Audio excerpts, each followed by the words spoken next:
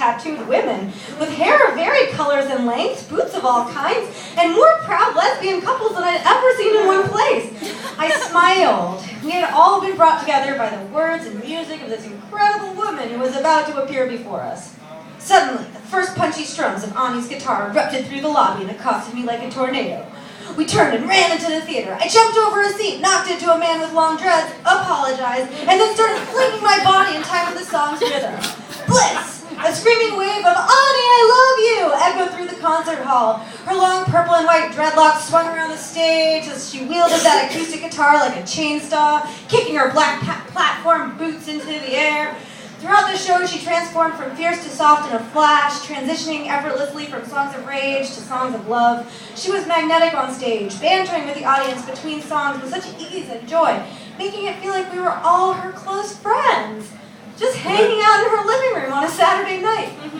Her closing song was Both Hands, and of course, I felt like it was meant for me.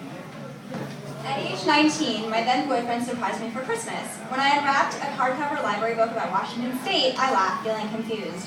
"You're going to have to return that in 2 weeks," he said through a smile. I opened the book and began shuffling through pictures of mountains, lakes, and evergreens. An envelope fell out, an envelope that contained 2 tickets to Seattle. I laughed and cried and knocked into the floor.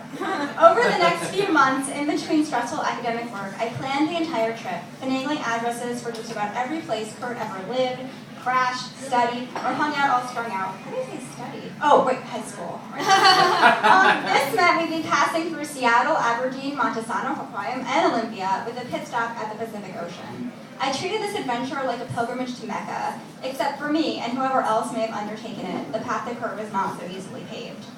That June, as we crossed the little bridge into Aberdeen, a once thriving logging town approximately 2 hours from Seattle, I snapped a picture of its sign. The photos did not stop there. I took about 6 pictures of each and every house from slightly different angles. Before the days of my digital camera, I just simply didn't trust I'd gotten it right. Lounging in our cheap hotel room on the second night, I cried long and hard, and then tried to articulate my emotions. I feel like I'm home, like I finally belong. If Kurt's soul was still out there, those screams rumbling through the universe, then certainly he was watching me now. Certainly I'd found him. Standing on his soil, his sidewalk, his end of the block in front of his house, the facts rolled off my tongue. Kurt's childhood home in Aberdeen was 1,000 square feet and had cost the family only $8,000. It was situated in a neighborhood that Kurt described as white trash posing as middle class. I looked up at the windows, wondering which one used to be his. I imagined 8-year-old Kurt, striking blonde 70s bob, bright blue eyes full of light, looking down at a girl who had inked his initial on her ankle. I envisioned him before his father moved out and his childhood collapsed, somewhat similar to mine. Of course, another family lived there come 2003, and I'm sure they'd become accustomed to voyeurs like me, kids who traveled several hundred miles from one coast to another to ogle at their cheap vinyl siding.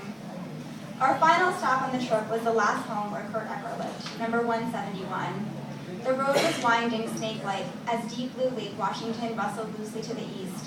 Passing fancy house after fancy house, I couldn't ignore its obvious contrast with Aberdeen. Kurt had clearly come a long way, but I suspected that he'd been happier somehow, crouched beneath the Wishka River Bridge, singing to the fishes with no one else to hear. Near the house was a tiny park with 2 wooden benches, both of which had been unofficially dedicated to Kurt. Dried flowers and melted candles already covered its splinters. I had always wanted Kurt to be mine and mine alone, but it was beautiful to see how so many others had come before to pay the same respect, to ink the same wood. I kneeled on the grass and tried to decide what to say. Then I lay atop my words and his words and their words, all of them speaking for me, all of them seeping through.